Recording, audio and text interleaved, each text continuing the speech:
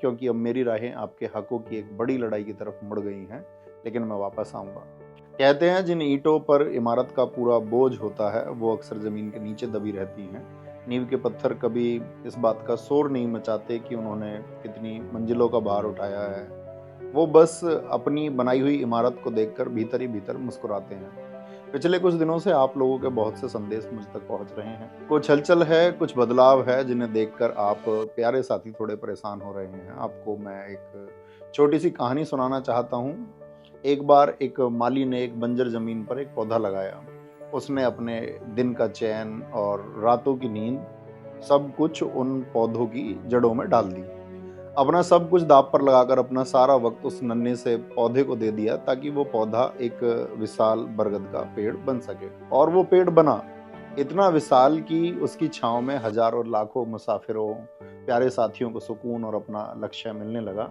जब पेड़ घना हो गया तो जाहिर है कई परिंदों ने भी आकर उन डालियों पर अपना बसेरा बना लिया। लेकिन समय के साथ जब हवाएं बदलती हैं या कोई और जंगल ज़्यादा हरा दिखने लगता है, तो कुछ पक्षी उड़कर दूसरी डालियों पर चले जाते हैं। जिस वजह से अक्सर लोग उस माली से पूछते हैं कि क्या तुम्हें दुख नहीं होता कि तुम्हारे बनाए पेड़ से पंछी उड़ रहे हैं। ऐसी बात को सुनकर माली बस मुस्कुराता है, क्योंकि उसने वो पेड़ परिंदों को बांधने के लिए नहीं बल्कि मुसाफिरों को छांव देने के लिए लगाया था। उड़ने वाले परिंदों का सफर वहीं तक था, क्योंकि ऐसे पंक्षियों की फितरत ही ऐसी होती है कि वे जिस पेड़ की छांव में पले बड़े होते हैं उनके महत्व को नहीं समझते।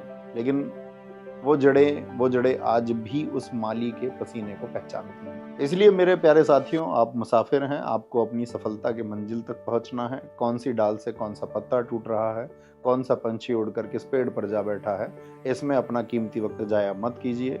मैं आज उस मंच के माध्यम से आप तक नहीं पहुंच पा रहा हूं, क्योंकि अब मेरी राहें आपके हकों की एक बड़ी लड़ाई की तरफ मुड़ गई हैं, लेकिन मैं वापस आऊंगा।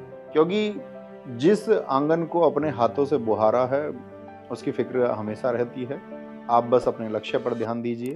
और चलते चलते चंद लाइनें आप सबके लिए छोड़कर जा रहा हूँ, जरा गौर से सुनिएगा। मैंने तो एक छांव चुनी थी धूप में तपते पैरों के लिए, वो दरख्त लगाया था मैंने बस आने जाने वालों के लिए। अब शाखों से उड़ते पंछियों पर मैं भला क्या मलाल करूं, जो अपनी फितरत से मजबूर उन पर क्या सवाल करूं। हमें कोई मलाल नहीं दरख्त की किसी शाख के खाली हो जाने से। हमारी फिक्र तो बस इतनी है कि कोई मुसाफिर, कोई प्यारा साथी ना भटके अपने ठिकाने से।